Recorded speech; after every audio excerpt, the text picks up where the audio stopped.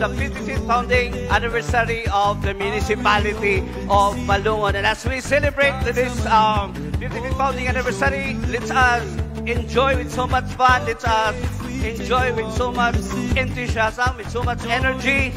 Welcome everyone to Pida Malungon! Pida Malungon yan! Ako, bilang pinakataas na leader sa Malungon, formal o opisyal nga nagadeklarar na nga bukas na ang ika-55 anyos nga anniversary celebration.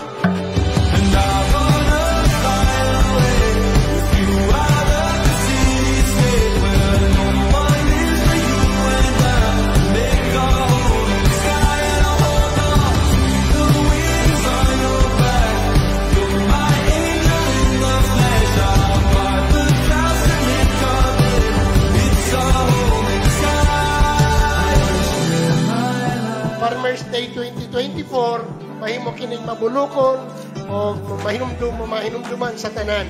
So, in behalf sa ato ang mga opisyales, mainito na ako nga gina-welcome ang tanan. Good morning!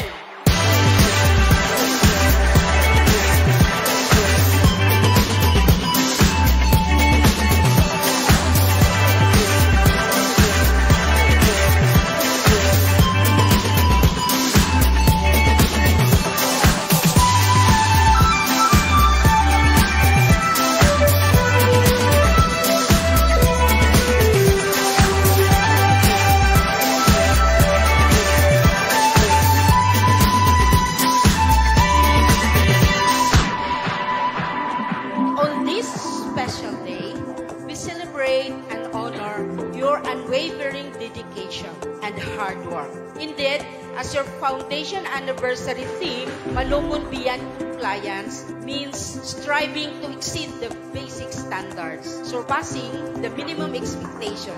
As napisalot sa inyong mga farmer, to all the hardworking farmers in Malungon, saludo kami sa inyong sipag, tibay at lakas. Kinahanglan makalinggawas na kita dito sa level sa ginatawag ng mga pobre, pero wala sang iban na solusyon dira ang aton pagtrabaho sang aton nga parte. Mga makuma, liwaton ko ang akon nga panawagan sang ako pa ang kapungko nga mayor. Bawal ang tamad sa Malungon. Sa inyo tanan, Happy Foundation Day, subong nga tuig, and Happy Farmers Day.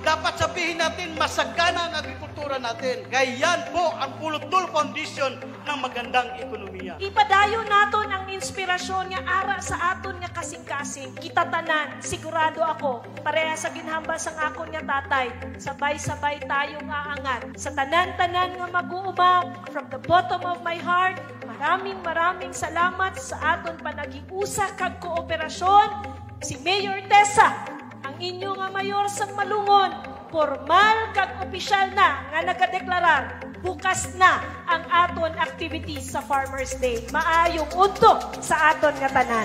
Plant a seed inside the earth.